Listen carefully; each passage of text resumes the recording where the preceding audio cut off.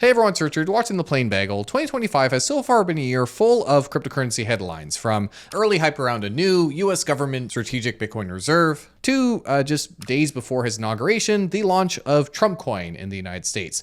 But last week we saw Bitcoin reach a new all-time high as we entered Crypto Week, where lawmakers were hoping to pass 3 separate pieces of legislation to ultimately build a regulatory framework for cryptocurrency in the United States. And while we only saw one of these laws, called the Genius Act, actually make it past the finish line during the so-called Crypto Week, it still marked the first major national cryptocurrency legislation in the US, something that sent other cryptocurrencies like Ethereum and Ripple surging and bringing the entire sector to a new all-time high valuation of $4 trillion. But while some have celebrated that the US has finally established some form of regulation around cryptocurrencies to help the technology go mainstream, or if nothing else, just stop people from being abused in the space, others have lambasted the legislation for, interestingly, 2 different reasons.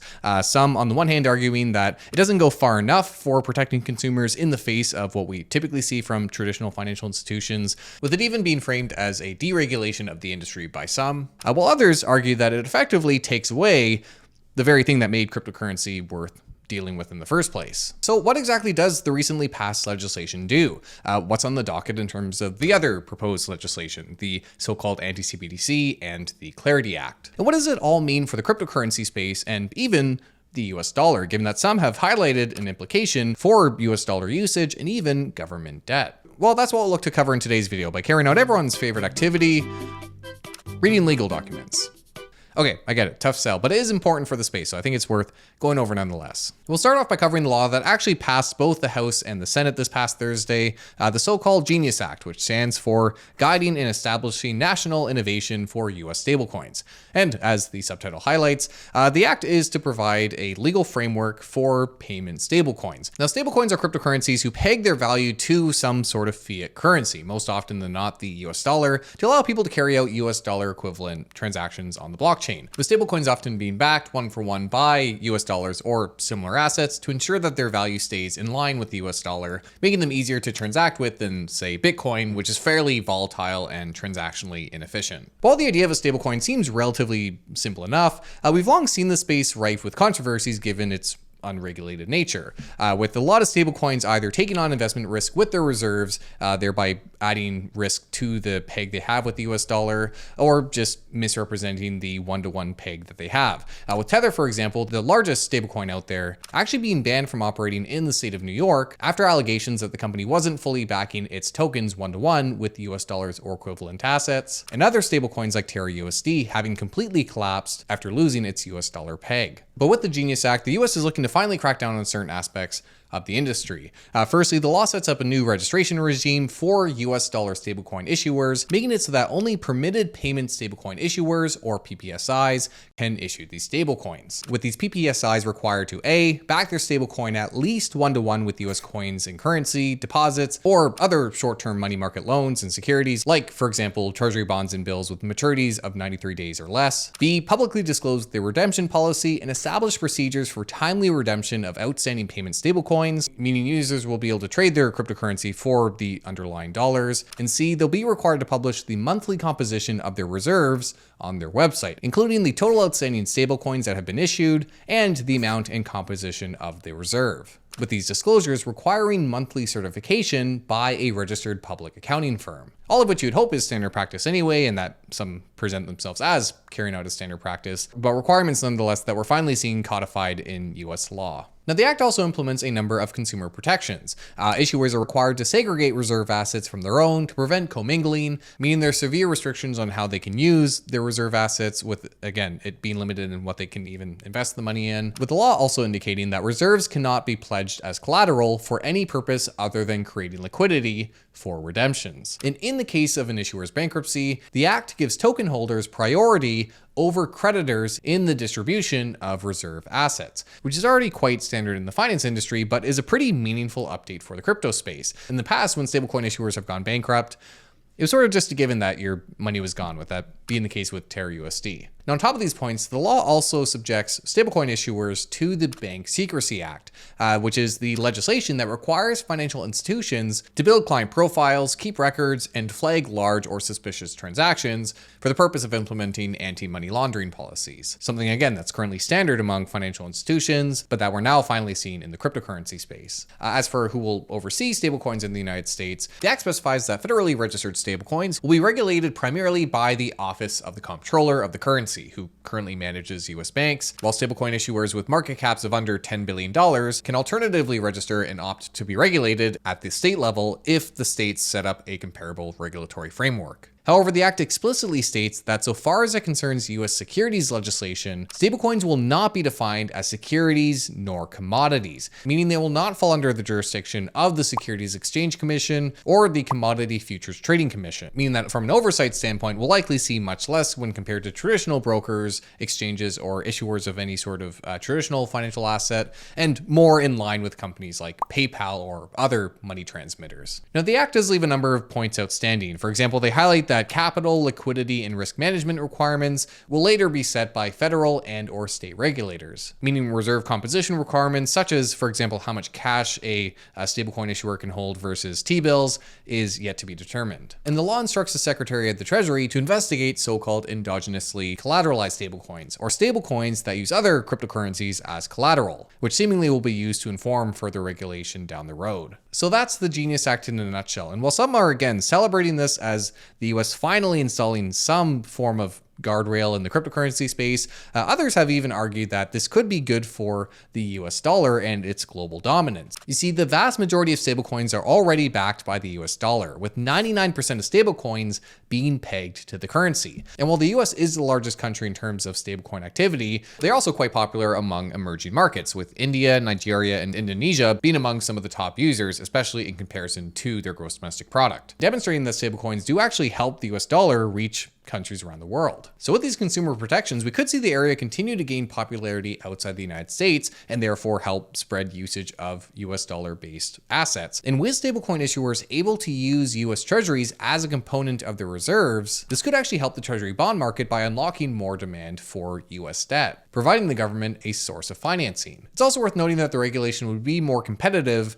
than new European stablecoin regulations under MiCA, which requires that significant stablecoin issuers hold 60% of their reserves as deposits with traditional financial institutions. So you can see why these new rules are being argued to benefit the US and the US dollar, given that they are favorable to stablecoin issuers who will probably prefer to set up base in the United States versus, say, Europe. Despite these argued positives, however, there are some who remain quite critical of the law, in part because, it's more favorable to stablecoin issuers. For one, the law essentially gives tech companies the ability to enter the financial service arena with a fraction of the traditional regulatory oversight, with there being, for example, no requirement of third-party audits, which are different from the referenced internal accountant certification process we referenced earlier. And with no federal insurance program similar to what you see with bank deposits, you could still see user losses from issuer mismanagement. The law's language is also fairly general and loose.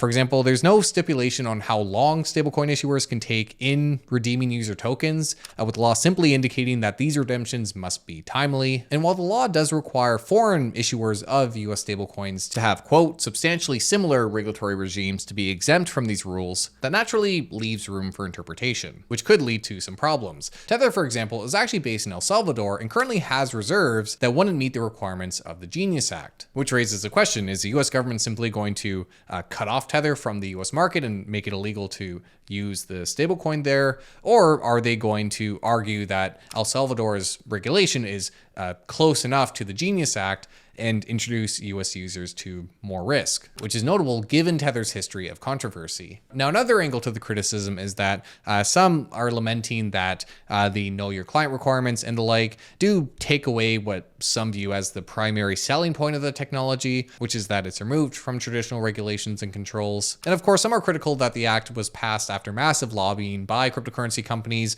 by a president who has set himself up to gain a lot by cryptocurrency's proliferation in the United States. Nonetheless, Nevertheless, the act still managed to pass with even bipartisan support and is set to come into effect 18 months after its enactment or 120 days after the date on which the primary federal payment stablecoin regulators issue any final regulations implementing this act, whichever comes first. Though it's worth noting that the legislation doesn't prohibit the sale of stablecoins by non-permitted payment stablecoin issuers until 3 years after the act's enactment, or July 18th, 2028, meaning there's a pretty long grace period for stablecoin companies to do whatever. Now that's all just on the past Genius Act. What about the other two pieces of legislation?